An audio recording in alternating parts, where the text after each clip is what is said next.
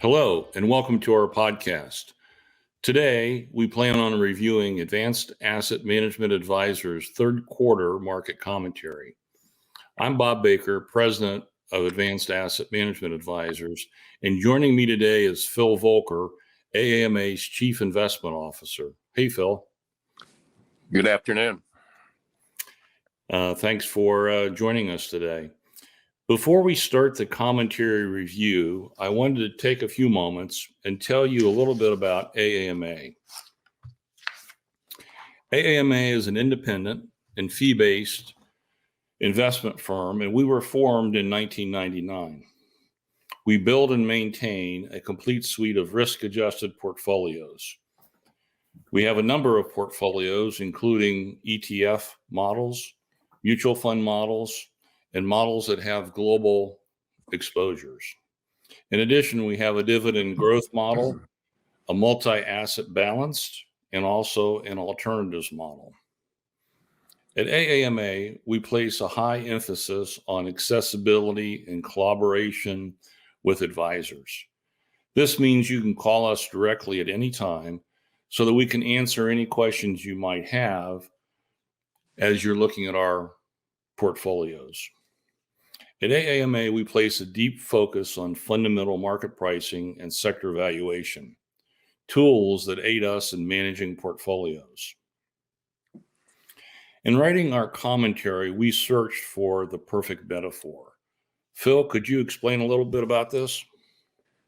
Sure. In the news just last week, the Bank of England announced that they were going to be buying long-term treasury securities, gilts as they're called in England, which came as somewhat of a surprise because central banks around the world, and this started in the emerging markets and spread to the developed markets over the last year, central banks have been starting an inflation fighting position. And included with that is a reduction of their balance sheet, meaning selling the treasury and mortgage securities that they'd accumulated over the last 12 years, selling those back into the market. And the Bank of England had announced their plans to reduce their balance sheet, sell bonds. And what happened was their bond market got crushed over, well, the last several months, 6 months, 9 months, but in particular, the last week. Rates spiked from 3-something to 4.5, and come to find out that there were pension plans in Britain that had taken leveraged positions in these bonds. Notional amount, 1.4 trillion pounds, which is about dollars now too. But anyway, they had to post collateral on these positions. They had taken these leveraged positions to increase their income during the interest rate repression period. And basically, they got caught.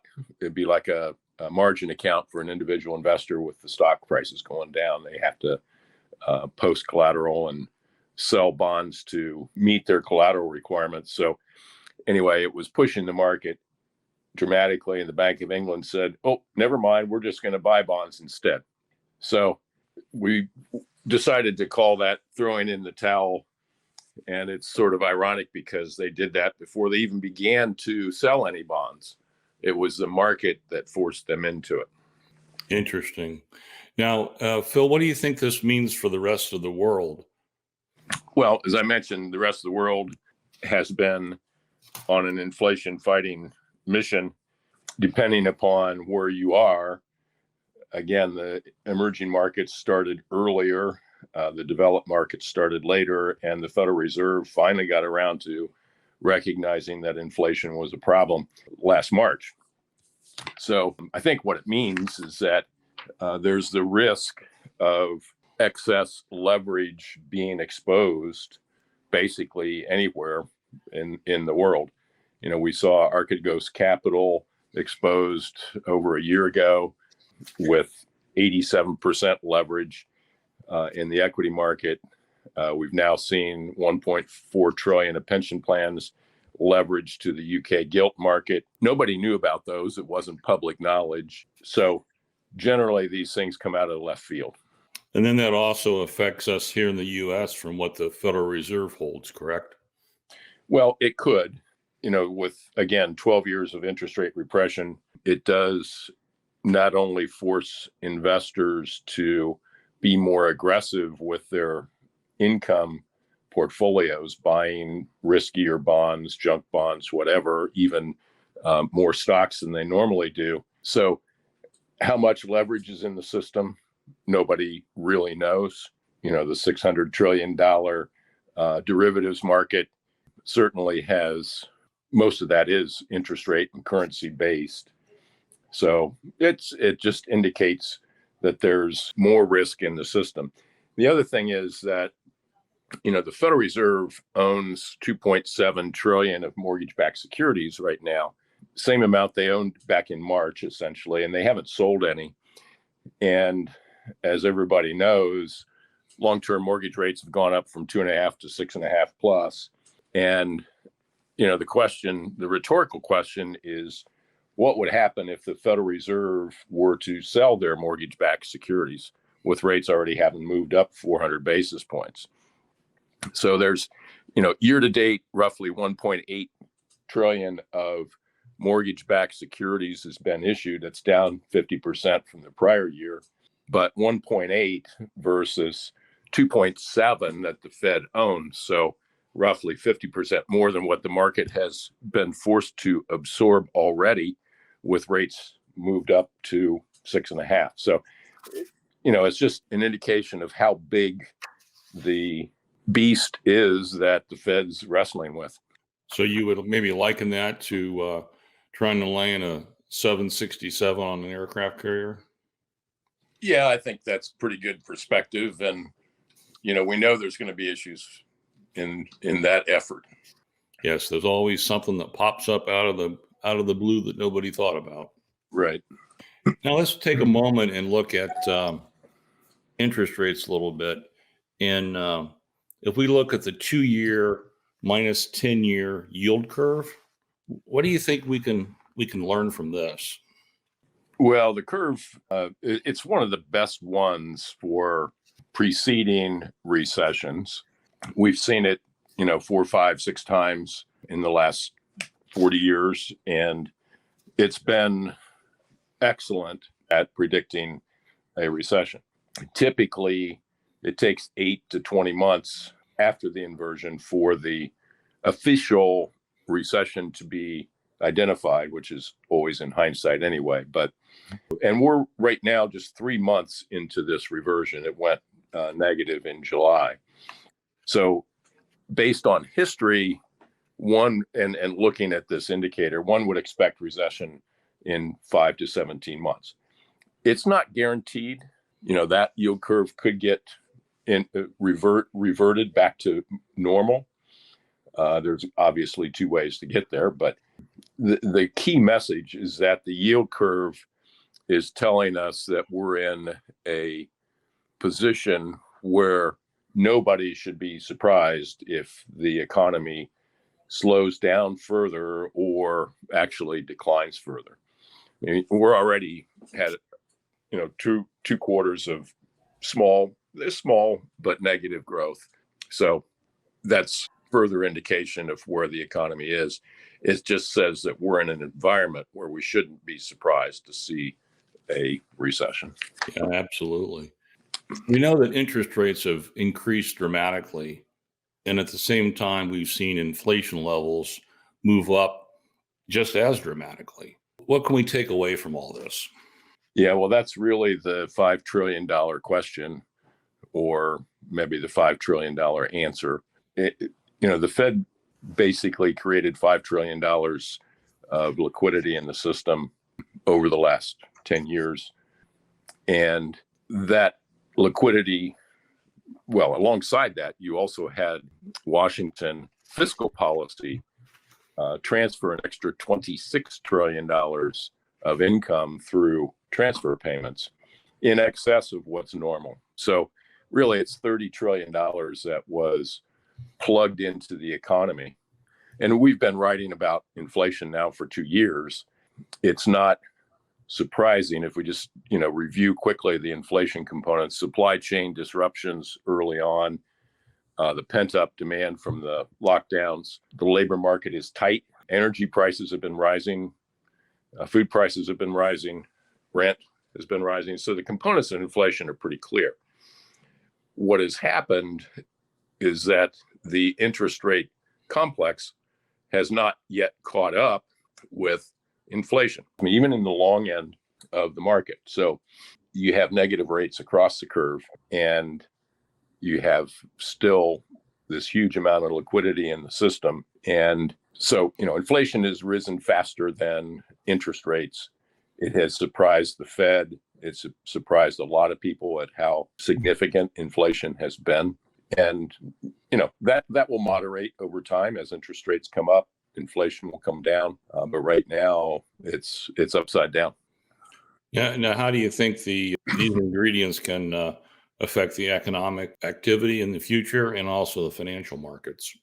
Well, the higher cost of capital, first of all, higher interest rates as administered by the Fed take a while to work through the economy. There's a lag there. But any business today looking to expand with some new projects, they are building a new factory, whatever, higher cost of capital, higher cost of labor, obviously factor into that. And on the margin, there will be fewer investments made because of that. So that automatically transfers to slower growth, less productivity growth. A company that decides not to upgrade all their personal computers on everybody's desk or new software, those are things that just aren't going to happen on the margin. And as far as investment attitudes, in talking with clients myself directly, it's like, wow, I can get 4% for 2-year treasuries. I like that. So, and with money funds pushing 3%, it's sort of like Christmas time for conservative investors that can enjoy some yield for a change with little to no risk. And that mindset change could be significant going forward. So let's shift gears for a moment and talk about stock market valuations. Phil, could you give us a little commentary on valuations, earnings estimates, and where our portfolios are positioned? Sure. The forward PE ratio for the market has fallen from the low 20s down to 15 today, roughly 15. The market was overpriced. It was expensive for 2 years in 21, late 2021, and coming into this year. So we're not surprised that valuation prices of stocks have come down. There's roughly 10 trillion of market cap that's been erased. That doesn't include some of the other speculative sectors of the market like SPACs and cryptocurrencies, et cetera. So it's a lot more than the 10 trillion. But what has happened is, as usual, the stock market was anticipating two things. One, higher interest rates, and two, a softening economy. So with stock prices down 20 plus for the year, that's dropped the PE ratio back into what we call a normal range, 15. It's been a lot lower than that at times. It's been higher than that. So 15 is sort of in the middle. So we can say that stock prices today are fair. The key ingredient to that conclusion is that's forward PE ratio, meaning that's the price relative to the next 12 months earnings projection. And earnings projections are simply that, a projection. A lot of that's guided by company forecasts, tempered sometimes with analyst forecasts, but there's always a forecast. And if you look at the trend for 2022, that number has dropped quite a bit over the last 3 months. So that now operating earnings for the S&P anyway are probably going to be flat for this year versus last year. So no growth there. Looking at next year, the market has penciled in a 14% growth. We're at a point, and we've seen, some significant pre-announcements from companies going into this third quarter earnings reporting season. FedEx is the poster child, and their stock was down, 15-20% that day. Nike, another one. There's a long list of companies that have pre-announced problems with their earnings report. So some of it's already getting priced into the market, but we think this earnings reporting season is going to give us a lot better look as to what's really going on with corporate earnings. Interesting. Now, tell us a little bit about our fixed income exposures. Yeah, we've been in the short-term, high-quality portfolio for the last several years. Short-term treasuries, agencies, very high quality, because we expected interest rates to increase. And, it's been one of the better performing segments of the bond market, with long-term treasuries down over 20%. The short segment of the market is down 5 to 6. So even though it's a decline in value, it's much less significant than the longer-term segments of the market. And we'll probably be in that position for a while longer, depending upon what happens to the yield curve and inflation expectations. Absolutely. Now, give us a summary on the equity side. Sure. The equity portfolios are almost exclusively large cap holdings tilted towards quality. One of our screens on our internal fund is for balance sheet quality. That has helped us in relative performance. We're tilted a little bit towards defensive sectors with healthcare, staples, but we're still sort of balanced between growth and value at this point. We reduced our growth exposure late in December, early January, but we didn't go 100% value. Hindsight says that would have been fine, but anyway, it's sort of a blend, tilted toward defensive right now, and definitely large cap and quality. Absolutely. Well, that kind of summarizes our commentary. We appreciate everyone's time today, and we appreciate the opportunity to share our thoughts. Please don't hesitate to contact us. Below this video is a link to access the actual commentary, or you can contact us directly, and we'll be happy to email it to you. Again, we'll look forward to the fourth quarter commentary and updating everyone at that point. Thank you.